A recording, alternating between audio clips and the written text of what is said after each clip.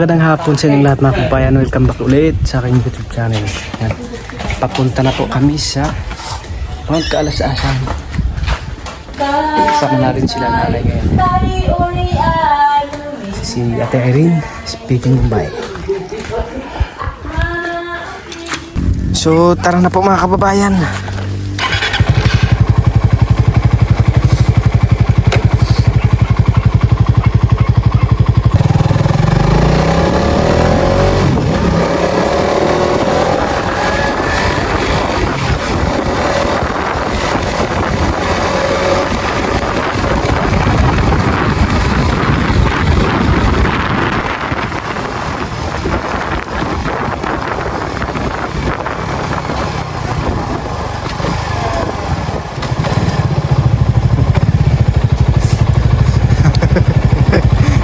Parang ikaw ba na eh?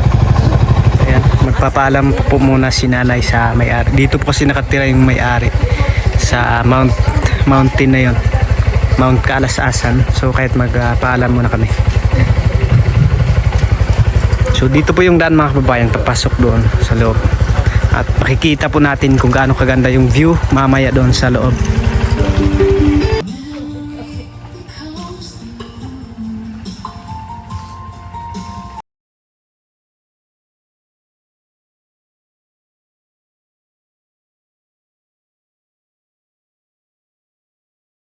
So tara na po mga kababayan.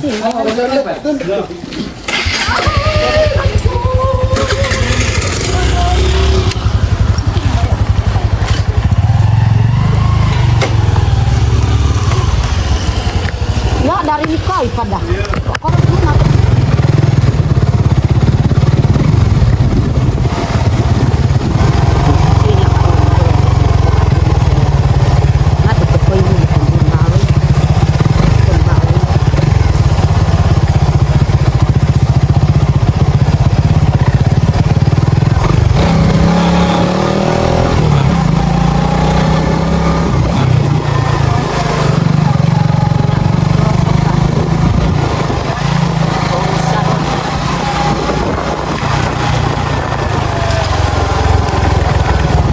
Kailangan talaga yung papasok dito na magdala ng motor, kailangan na may skills na po talaga sa pagdadrive. Kasi konting ano lang ay medyo mahirap na po.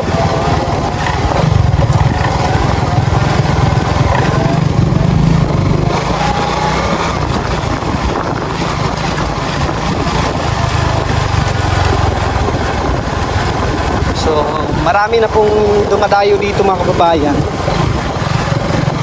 na mga visitors, no, para makita kung gaano maganda yung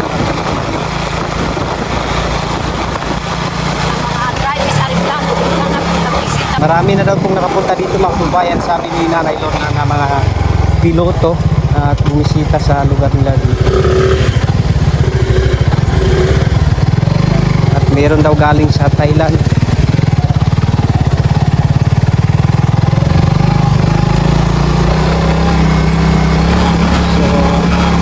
Wala po silang hinihingi dito mga kababayan. Ang ano lang po dito ay yung donation lang po.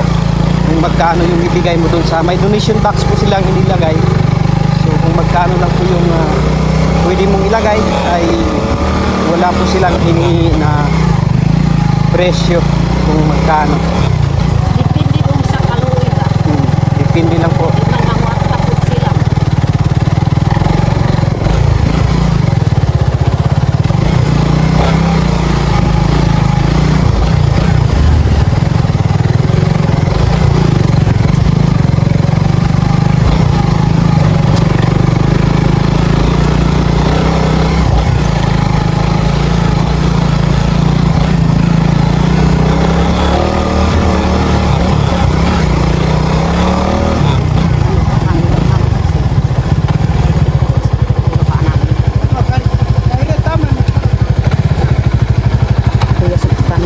So doon po tayo galing mga kababayan. Although mga 7 minutes po yung papasok dito kung magmotor. Iwan ko lang po kung maglalakad. So pagdating po natin doon, so ito po agad yung bubungad sa atin na kung meron tong mag-overnight dito, so dito po sila natutulog. Yan, ito po yung bubungad sa atin na ganito po kasi yung mga bahay namin nung una mga kababayan. Doon sa nung una ganito talaga yung mga bahay namin, no? So meron po silang ginagawa dito na pa Ingkay. salog.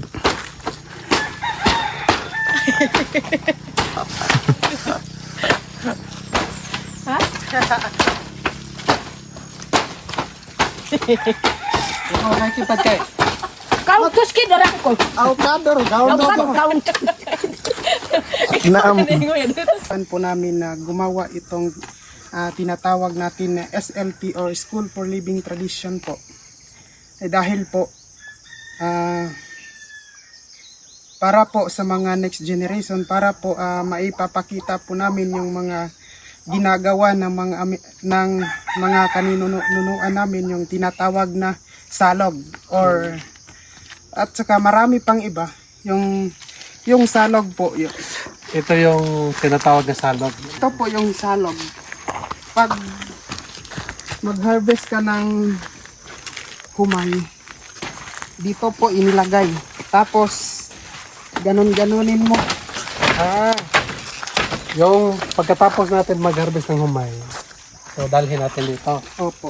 Tapos Dalhin papakan natin dito, tapos lalagyan natin ng banig or hindi ba yung trapal. Oo. Lagyan natin sa ibaba para po yung mga bigas dyan po mahulog kapag tinatapakan natin. So, doon natin lagyan sa baba, dahil Opo. sa may lupa. Opo. Pagkatapos dyan, anong tawag dyan? Yung, Nalalaglag yun yung mga pagkatapos ng pag tinatamakan natin, dadalhin na natin doon sa tinatawag natin na palayapan. so, ito yung palayapan. Ito po yung tinatawag natin na palayapan. So, kumuha ka ng or tinatawag natin na liyang, tapos Ikakarga. lalakad-lakad ka dito. And then, pagdating mo dito, mo yung Ibuhos.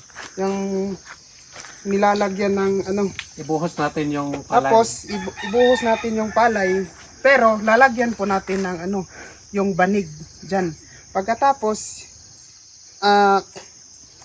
yung mga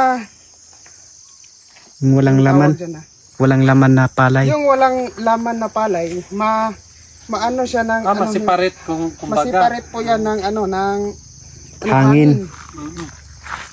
Yung anong tawag dun ha? Yung hindi ng hangin, Yun yung may laman. yun yung may Yung naka-steady lang dito sa gitna. Yung malalaglag dyan sa may... pag hindi siya malalaglag ng ng hangin, yun po yung good rice. Good. Yung may laman yung palay. May laman na siya. Ganun ba yan? Yun lang po yung explanation ito. Ito po yung tinatawag natin na balay panuluanan. Dito, dito. Parang paaralan. Parang dito tayo. Pag titingnan mo sa sa labas, mukha siyang maliit, pero pagdating mo dito, maluwag talaga. Ay, oo nga. Ganda pala dito. Sobrang maluwag pala to. Ngayon pa ako nakapasok dito ah. Sulag dapos ang tao. Di lagi na ako. Daghan pa po So, ito yung balay panuluanan. Opo. Kumbaga sa eskwelahan kung ganon. Eskwela, Hindi din. paaralan po ng mga Mga katutubo. katutubo. So ano Pag yung may- inaaral ng mga katutubo dito? Tulad ano yung Pagtuturo po ng anong tawag dyan ha? Tulad ng pagsasalita ng ating tribo. tribo natin? Opo. Dahil po yung sa iba nalilimutan na nila yung pagsasalita ng Lalo na sa generation ngayon. Mas komportable na sa pagbibisaya kaysa pag sasalita ng ating mga lingwahe. So dapat no, kahit ano man saan tayo, no, kahit mataas na yung marating natin, kailangan nga hindi natin makakalimutan yung saan tayo nanggaling. Opo. At yung ating kultura, lalong-lalong itaas natin ang bandila, no, para ano tayo nga kita, parang proud ba nga isa tayo Proud katutubo, katutubo. ano, hindi natin ikakahiya kung saan man tayo galing, no? So Para- Yes. Opo. Para ma-preserve yung kultura. Next na naman natin puntahan sa kabila. yung tinatawag natin na kubkub. Kubkob. So, yung kubkob mga kababayan, tingnan natin dito sa unahan. Nang panangin kikay sa iyo muka.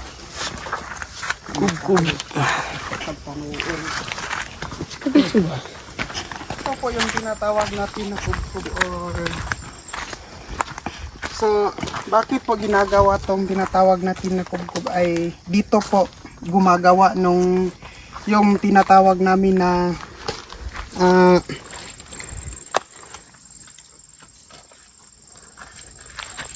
anong tawag dyan ha? Panginuanos mo ba? Liyang. Dito po ginagawa yung beads katulad dito Katulad Banda. dyan sa Yes. inana ni Kumaring Gaya dito kay nanay. or sa amin banda. Banda. Yung dito po sa kabila, dito po magawa po yung anong tawag namin dyan? Yung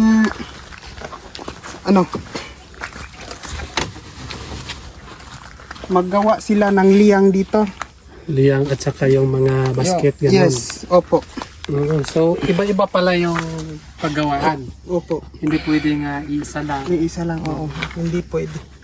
So, dito sa kabila naman, So dito po yung tinatawag natin na bobo. Abo. yung ano, Pang-trap ng isda. no, pang-trap ng isda. Bobo. So, dito din Tay, makikita nyo dito. Wala pa ito. Hindi pa to tapos kasi hindi pa tapos. sa kakulangan ng yung budget natin, hindi po natin Hindi matapos agad. matapos yan. So dito po sa kabila, yung tinatawag natin na Tribal Museum. Dito sa kabila. Opo. Yan. Tribal Museum. Na Tribal Museum. Kahit maliit lang to.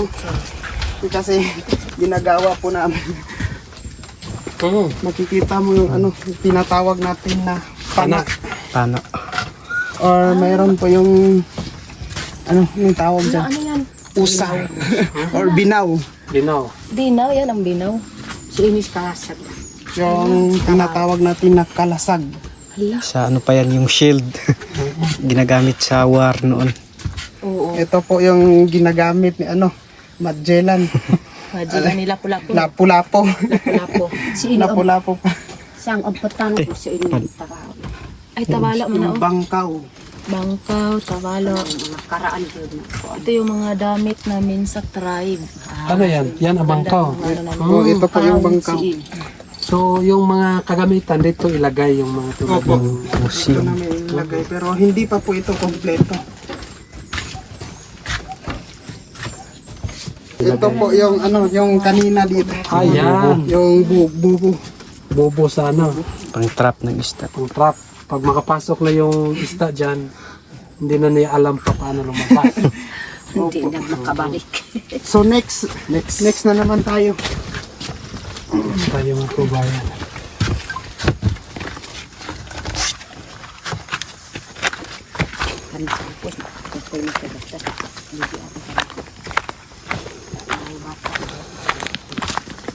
So ito po yung yung tinatawag natin na lolapong. Talapong. Yun po yung nilalagyan namin mga kababayan ng mga palay. Palay. Lalagyan ng palay dyan. Para ma-preserve po yung palay sa Pwede ba next taon. Para po yan mga kababayan sa kumbaga para ilalagay po yung binhi doon sa taas mga kababayan. Ito yung Para sa next taon na kung magtatanim sila ay meron po silang maitanim. Yung tinatawag natin na patil. Patil. Ito po yung patil. Sa taas. So, nung una, di ba sabi ng mga ninunok natin nung una, yung mga bahay nila is nasa taas. Yes. So, ito yung tinatawag na patil. Patil. So, bakit kaya ang mga ninunok natin, bakit yung mga bahay nila ay nandoon sa taas ng kahoy? Ano kaya yung mga rason nila, bakit nila nagawa? Dahil makikita naman natin po mga kababayan nga sobrang hirap po maggawa ng bahay sa taas. No? Bakit yung mga katutubo noon? Bakit hindi sa baba ng tingin? Tayo, ano kaya yung mga reason nila? Bakit sa taas na magawa ng ano? Yung reason po ng nung mga ninuno natin sa nung unang panahon po, yung tinatawag natin na patilis. It means yung para po pang depensa po ng baboy ramo kapag aatakihin na sila. Kasi po doon po sila matutulog. Sa taas. Opo, para po makita nila yung baboy ramo na mag-aatake sa kanila. Kasi nung una, yung mga baboy hindi pa matakot sa tao. Hindi pa. Mababangis pa. Mababangis pa.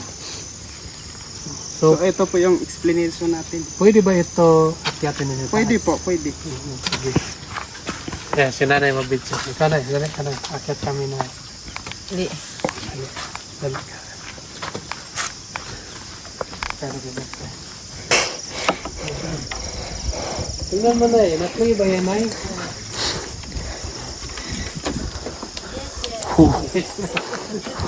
Wala ka. Nakakatakot. Nakakalula po. Lahat rin. Yun. Wow. Ang ganda talaga dito, promise. Parang masarap yung tulugan. Hindi na makaabot ang aso dyan. Akyat ka dito. Diyan ka lang, walag lang. Natakot na ako. May senior citizen pati dito. Ganito po yung sa loob mga kababayan. Tulungan kita. Huwag kang matatakot, akong bahala. Ang ganda dito. Kaya? Dali, Nay, dali, Nay. Kapila na ako gani nagsaka di Ay. kamo kay freestyle pa.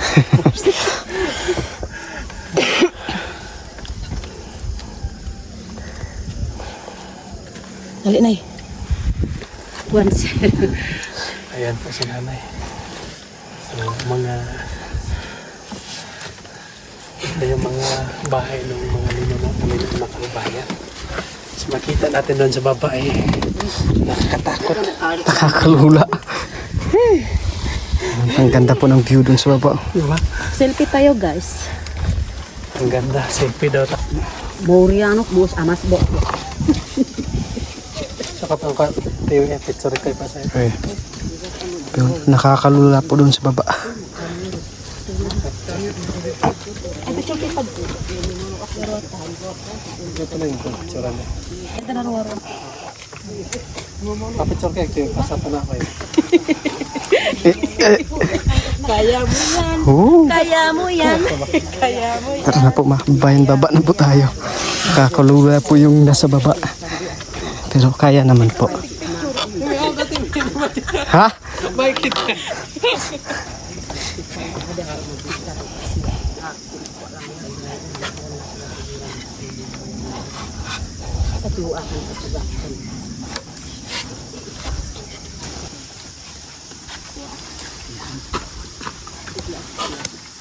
Nakakatakot po mga kababayan. Kay korog ko. Yan. Dito po yung tinatawag na talaw mga kababayan. So napakaganda po ng view dito. Makikita po natin yung doon po nakatira si nanay sa baba. Yan. So dito po kasi nililinisan yung mga ginagawang yung parang baskets po mga kababayan, yung tinatawag naming liyang. So dito nililinis. Tapos yung ginagawang basket na ang gamit ay yung ano bang tawag doon? Yung uway po in Bisaya. Yan ang maganda. Tindan so dito. Dito, Kailangan po nating mag-logbook. nagbook tayo. Di aki or bahar is Para hindi tayo mapagbintangan doon sa kapitbahay.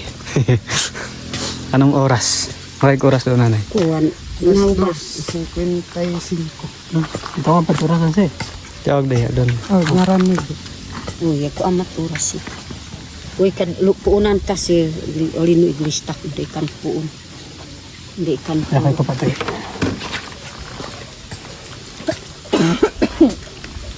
Teka muna, akin muna.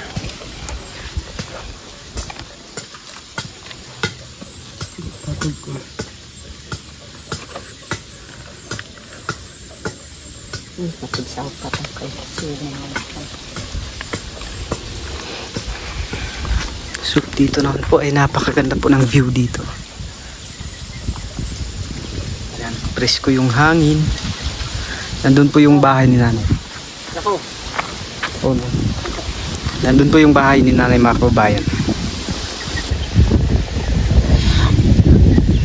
Saan ba yun? Yan po yung bahay ni nanay.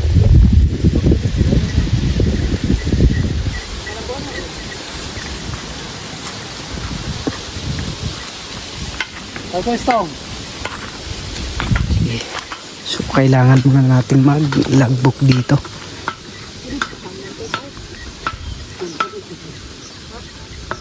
Suwati orang ko din ngaran.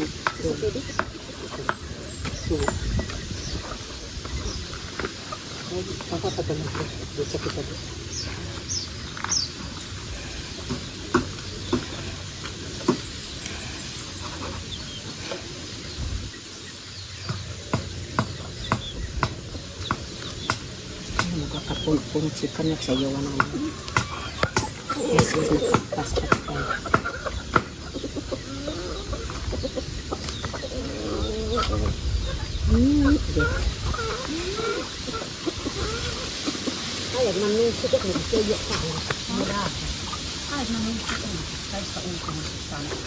Okay na. So ito po yung donation box po nila. Kaya free po dito basta't may donation lang.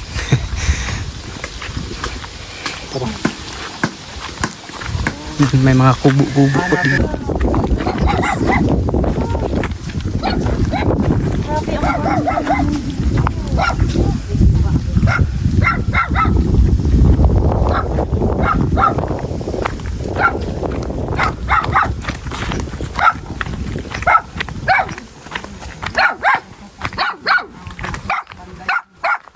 Ito po yung ginagawa. Dito ginagawa yung mga itak.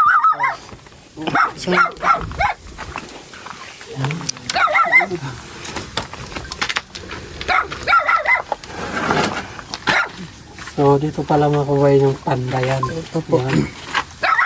Gamit yung balhibo ng manok. Yan. Diba? Ito, ano lang mo? Magpo-produce po siya ng ano, sariling hangin. Hangin dyan.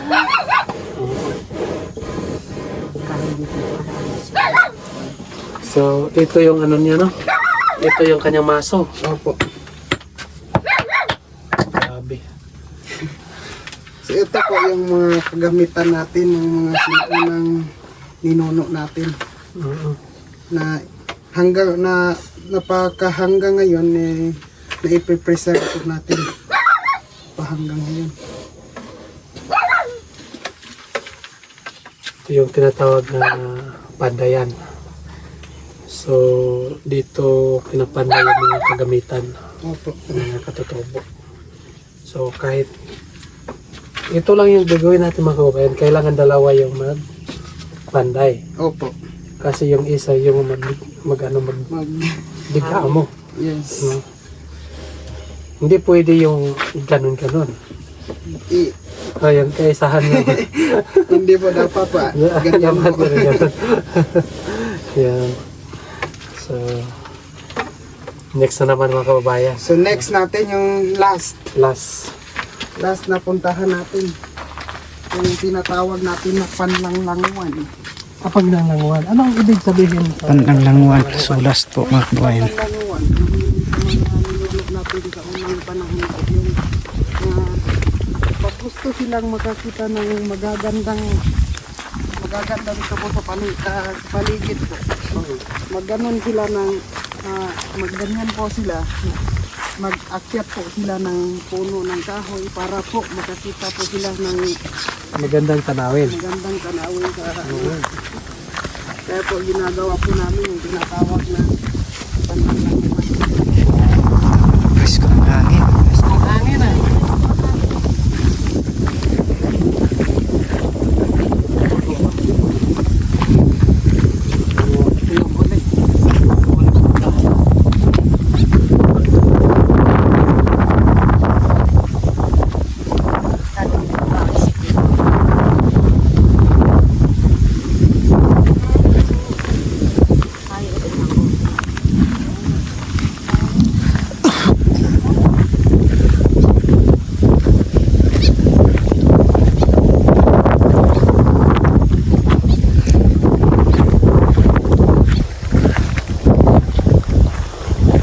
So, dito tayo akyat. Ito na yung pananglanguan.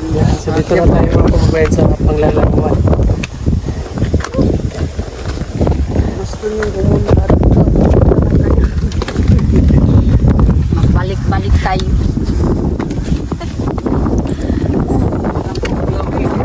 Yun, napaka-presko po ng hangin mga kababayan. Ang dami po mga kababayan. Wala po na kailangan ng aircon. Aircon na talaga rito. Kailangan ng aircon.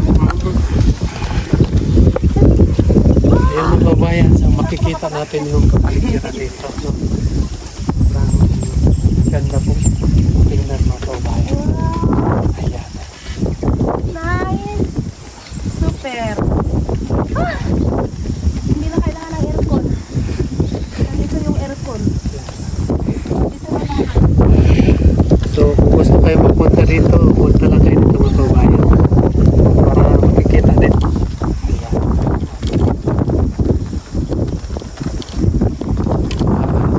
Kahit mainit yung panahon, pero malamig pa rin dahil may hangin. Ayan.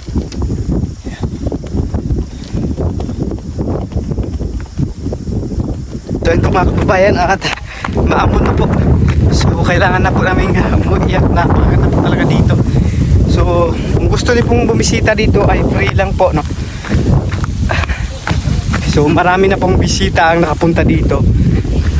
Yung mga sundalo po natin, yung mga army ay meron tong nakapunta dito. So at sa iba-ibang ano po mga kababayan, no? Marami na po talaga nakabisita dito para tingnan yung yung kultura po, yung mga kagamitan ng mga kultura, kung paano yung bahay nila nung una. Yan. So siguro hindi na kami makalabas ngayon dahil maulan na po at madulas yung daan po mga kababayan.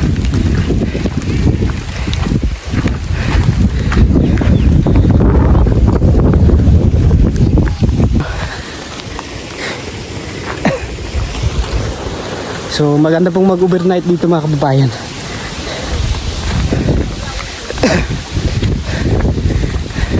So kung sino man po yung nasa malapit lang dito sa Davao ay pwede po kayong bumisita dito at makita niyo rin po yung mga kagamitan namin sa mga katutubo.